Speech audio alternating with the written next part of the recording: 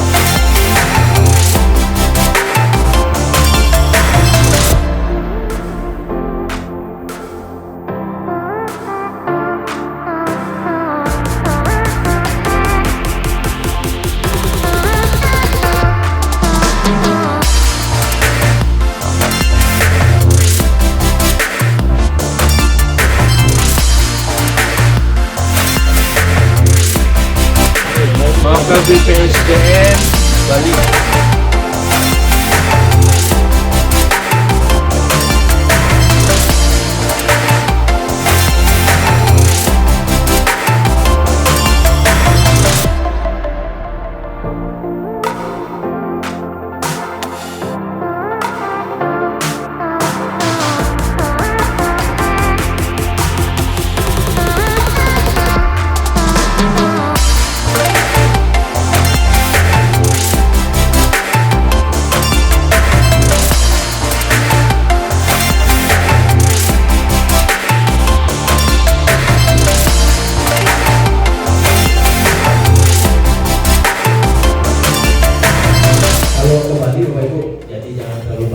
Belajarnya, jangan terlalu serius belajarnya, karena belajar itu sekarang apalagi era revolusi industri 4.0 katanya sekarang sudah 5.5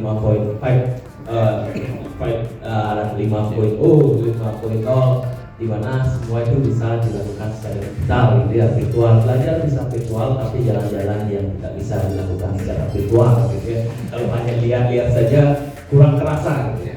Bisa dilihat tentang Bali misalkan GWK bisa dilihat di internet tapi kurang terasa. Karena itu ke Bali harus banyak liburannya. Jadi jangan belajar karena Bali itu singkatan dari banyak liburan. Jadi kalau ke Bali Bapak Ibu banyak belajar itu salah.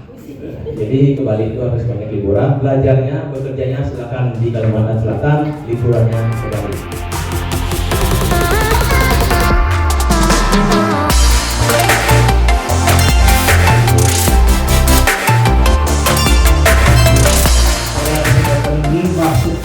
Tujuan kami selain belajar tentang pembentukan OPT tadi yang sudah ada kepala OPT-nya, karena di tempat kami belum ada Pak Sekretaris, jadi belum mau menuju OPT, baru dapat rekomendasi dari Kemendagri. Dan pada dasarnya kami pengen belajar, tentu di Bali kan sudah duluan, tentu kami pengen belajar dan arah berikutnya menuju Korpu dan Blut, nanti mungkin di BPSDM Provinsi Kalimantan Selatan. Jadi merupakan momentum, merupakan sejarah di BPSDM Provinsi Bali yang kami kunjungi untuk mewujudkan UPT-nya di BPSDM Provinsi Kalimantan Selatan.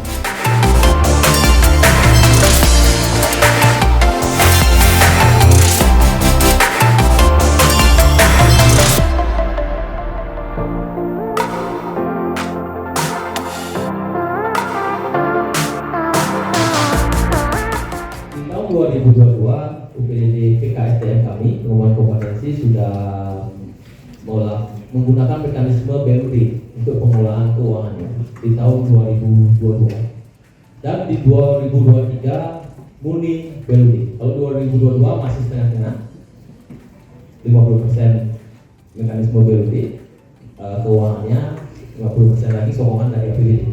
Tapi 2023 murni BUD. Jadi tidak ada sokongan dari APBD. Oleh karena itu rekan-rekan kami di UPDD pengembangan kompetensi itu harus banting tulang Pak Berhat, Bapak Ibu sekalian, untuk memenuhi anggaran operasional saja. Karena hitung-hitungan kami operasional saja itu butuhnya 6M. Dan itu harus dipenuhi untuk operasional saja, maksudnya untuk listrik dan sebagainya, kemudian gaji taman dan sebagainya, belum untuk penyelenggaraan pelatihan. Itu 6 miliar. Dan pendapatan yang kami hitung 6 miliar gitu.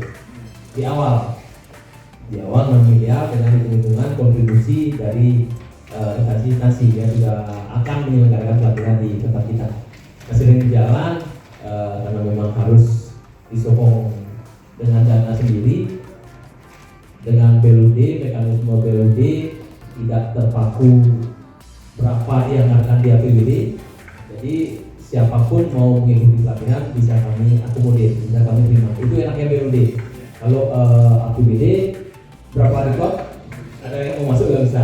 Harus dianggarkan. Iya, harus dianggarkan sebelumnya. Jadi terpatok seperti saja. Nah, dengan BLUD dari target 6 miliar kami mendapatkan target sekitar 10 miliar supaya 10 miliar di tahun 2024. Jadi ada kelebihan kami 4 miliar untuk hal-hal yang lain, misalkan pemeliharaan, pembangunan dan sebagainya yang memang belum menjadi operasional rutin sehari-hari. Kalau operasional rutinnya hanya 6 miliar saja.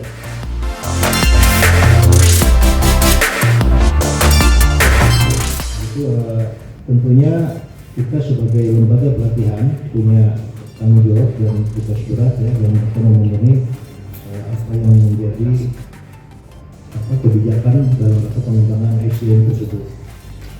Dan seperti yang sudah kami sampaikan sebelumnya juga ya, di samping Korpu kami juga ingin mengeksplor penerapan BLUD yang sudah juga dilaksanakan di Bali, karena memang mungkin sama untuk seluruh Indonesia ya permasalahan di SDM ini terkait anggaran. Kita tuh memang pengembangan SDM katanya strategis, tapi dalam pembagian kue anggaran itu biasanya paling kecil karena diperbutkan dengan beberapa SKPD ya, dan pada satu misi yang non pendidikan yang sudah mereka punya coupling 20% ya, kita tidak pernah bisa masuk ke sana ya. Nah jadi ini BLUD salah satu katakanlah semacam kalau di pusat ada yang namanya PNBP ya. Nah ini mungkin bisa difungsikan sebagai PNBP-nya BPSDM untuk di level daerah.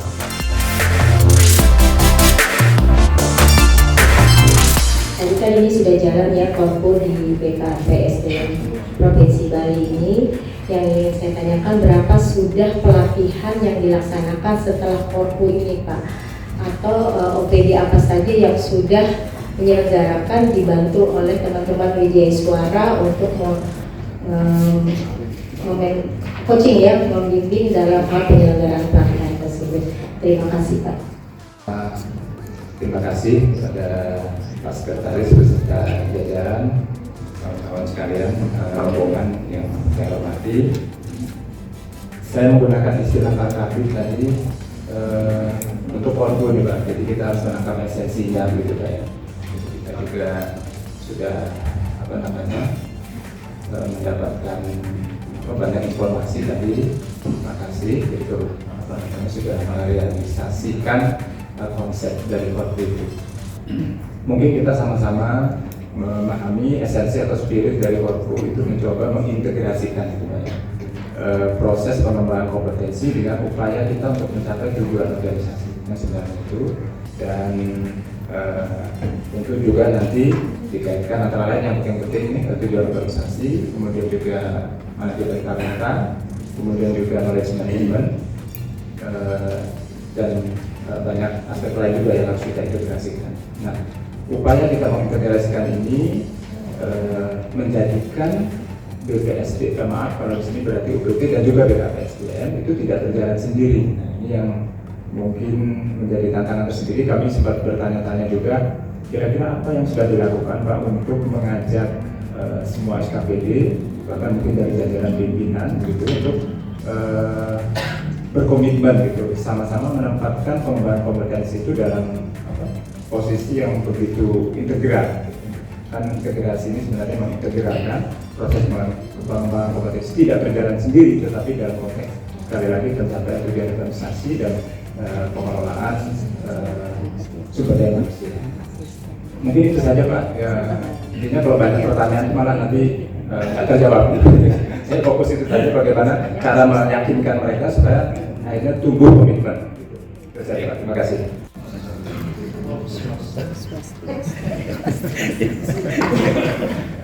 Yang terhormat Bapak Sekretaris dan jajarannya. Terima kasih Pak PLH atas kesempatan yang diberikan. Ya.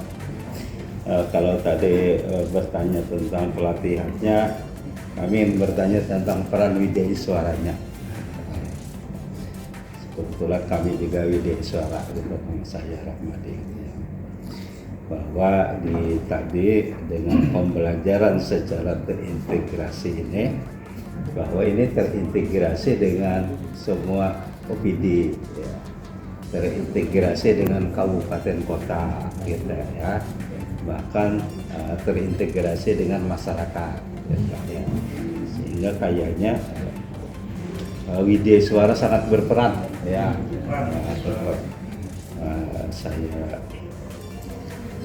catat tadi mulai dari penyusunan program atau perencanaannya sampai kepada evaluasinya, termasuk penjamin mutunya. Kalau tidak salah dengar, kalau tidak dijamin mutunya oleh Widya Iswara, mungkin kepala BPSDM belum tanda tangan gitu ya sertifikatnya, mungkin seperti ya. Kita peran WI ya. Nah, sehingga bagaimana WI ini yang saya tanyakan ya, WI ini kan di samping kita juga klasikal kan, juga di BPSDM ini kan juga mengajar di kabupaten kota, lalu membaginya juga dengan mendampingi UPD gitu dalam rangka pendampingan gitu kan, supaya berhasil tiap ASN ini kan 20 GP gitu ya targetnya ya, dilakukan melalui Korpo itu gitu ya. Termasuk dengan kabupaten kota gitu ya, bagaimana caranya mengatur Widya Iswara gitu. Mungkin yang dari aspek Widya Iswara itu yang kami. Terima kasih. Assalamualaikum warahmatullahi wabarakatuh. Untuk pelatihan kecuali yang berdurasi pendek. Nah, ini seperti apa gambarannya di Bali? Apakah itu ada di dalam perputnya diatur terkait itu? Nah, kemudian yang kedua, untuk menggerakkan WI dari BPSDM ini Pak, untuk bisa mendampingi sebagai coaching and mentoring itu kan perlu diprogramkan Pak, kegiatannya. Mohon izin, itu programnya ada di mana Pak? Dan nama programnya apa? Yang bisa menjadi dasar untuk menugaskan WI mendampingi di sini itu Pak, atau itu hanya langsung ditugaskan oleh kepala saja atau seperti apa? Nah, jadi kalau di SKPR biasanya kami pembinanya Pak Kabid SKPR, di sana ada program-program untuk WI. Apakah ada juga seperti itu di Bali? Terima kasih Pak. Assalamualaikum warahmatullahi wabarakatuh. Nama saya juga dari Jasmara, sama dengan dahulu Saudara Fina, dengan Pak Ari, Pak Madi dan Pak Sujo. Saya kira mirip saja. Setelah kita mendapatkan pencerahan luar biasa, tapi yang paling utama adalah kami sebagai Jasmara peluang dan tantangannya tadi ya. Setelah kita mendengarkan penjelasan luar biasa, karena Korpu ini nanti kelihatannya sasarannya bukan secara aparatur, tapi ke semesta masyarakat. Berdasarkan kita ya, setiap Pak Ramadi itu mulai kita dari pendampingan terus sampai jadi pendanaan mutu. Yang saya tanyakan kaitannya itu persiapannya tadi Pak. Apakah sebelum dilaksanakan kegiatan-kegiatan yang kita kami dasar, adakah persiapan Pak sebelum nanti program? Apakah misalnya ada pelatihan dulu kan untuk persiapan sama persiapan Jasmara? Kalau tidak nanti masing-masing nanti kan, paling tidak persiapan itu Pak. Apa yang persiapan mungkin ada diminta ke pelatihan atau Jasmara itu. Saya kira itu Pak. Baik Mas. Baik, terima kasih. Konsultan gitu kan, seperti itu. Nah, dalam hal ini konteksnya penjaminan mutu. apakah mereka yang ditugaskan di suatu SKPD dalam hal peran sebagai penjamin mutu itu dia harus memiliki sertifikat tertentu gitu, ya, urusan penjaminan mutu nih. Karena secara individu saya baru dengar nih, biasanya kan penjaminan mutu kan kelembagaan gitu kan. Nah, sedangkan ini secara individu. Pertanyaan tadi apakah mereka harus dibekali wujudnya berupa apa ya? Nah, maksud saya kalaupun harus itu, saya menyarankan agar Bali dalam hal ini membuat gitu kan semacam pelatihan untuk WI yang berperan sebagai penjamin mutu dan sebulan daftar gitu. Jadi calon peserta Pak. Perkenalkan, nama saya Dena Ordin, kabit teknis. Terima kasih penjelasannya yang cukup banyak, panjang. Namun saya memang dari bawah lagi satu-satu. Tadi dijelaskan bahwa strategi pemasaran sudah sampai ke kabupaten kota sehingga banyak yang ikut kesini.